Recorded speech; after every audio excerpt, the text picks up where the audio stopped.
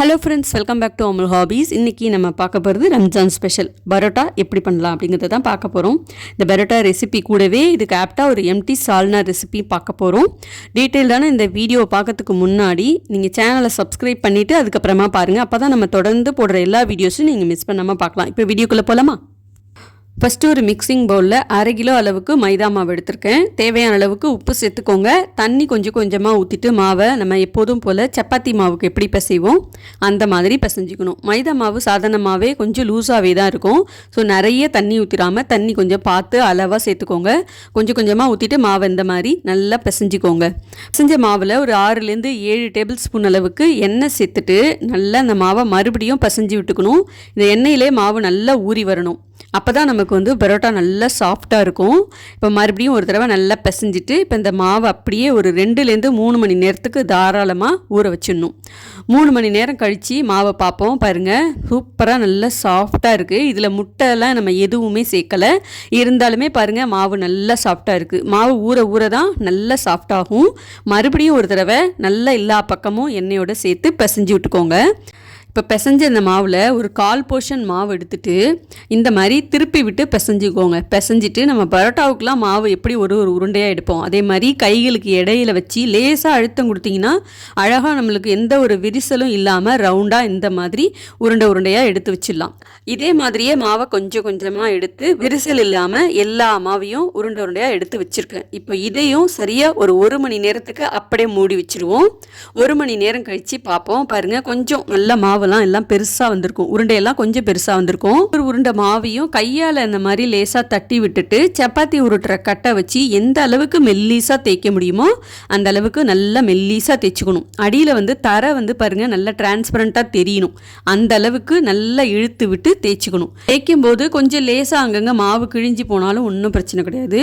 நல்லா இழுத்து விட்டு இந்த மாதிரி மெல்லீஸாக தேய்ச்சிட்டு அப்படியே ஓரத்தில் அப்படியே மாவை எடுத்து தூக்கி நான் எப்படி சுருட்டுறேன் பார்த்தீங்களா, அதே மாதிரியே சுருட்டி விட்டுருங்க.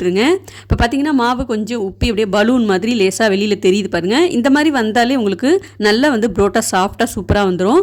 இதே மாதிரி எல்லா மாவையும் நம்ம ரெடி பண்ணி வச்சிடலாம். இப்போ ரெடி பண்ணிவிட்டு ஒரு 1/2 மணி நேரம் அப்படியே ஊற வச்சிடலாம். 1/2 மணி நேரத்துக்கு அப்புறம் இதை மறுபடியும் கொஞ்சம் லேசாக அந்த மாதிரி ஒரு பூரி சைஸுக்கு தட்டி எடுத்துக்கலாம்.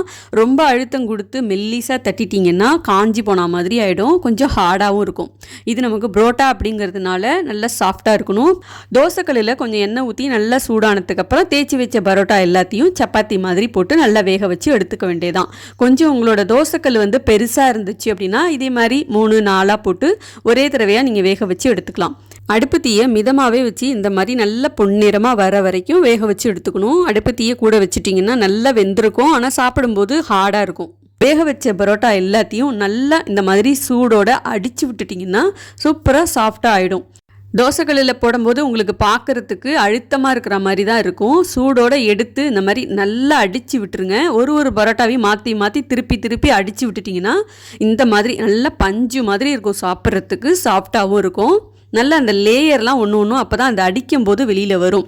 ஒவ்வொரு தடவை பரோட்டாவை அடித்து முடிச்சதுக்கப்புறம் ஹாட் பாக்ஸில் வச்சு ஸ்டோர் பண்ணிவிடுங்க. அப்போ தான் சூடாக சாப்பிட்றதுக்கு நல்லாயிருக்கும். இப்போ இதுக்கு ஒரு எம்டி சால்னா ரெடி பண்ணிடலாம்.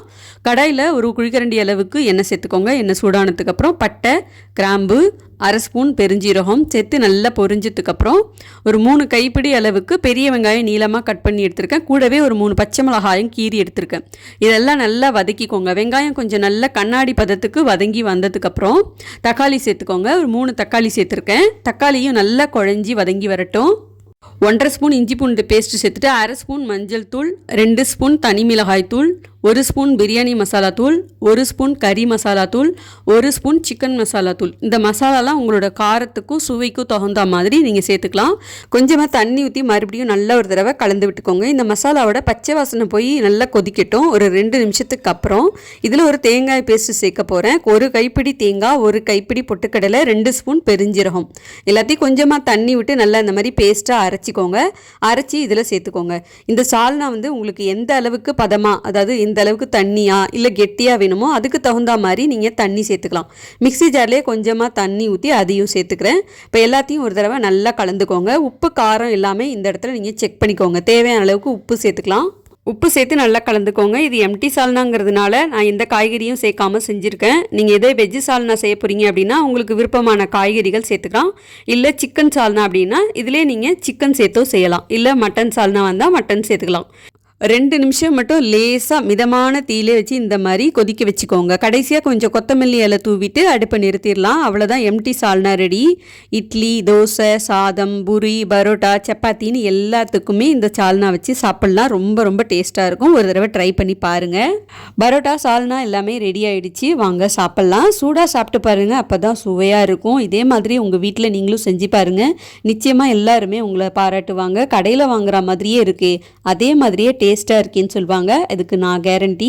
செஞ்சு பார்த்துட்டு உங்களோட ஃபீட்பேக், கமெண்ட்ஸ் எனக்கு மறக்காமல் ஷேர் பண்ணுங்கள். சேனலை சப்ஸ்கிரைப் பண்ணிக்கோங்க. பாய்.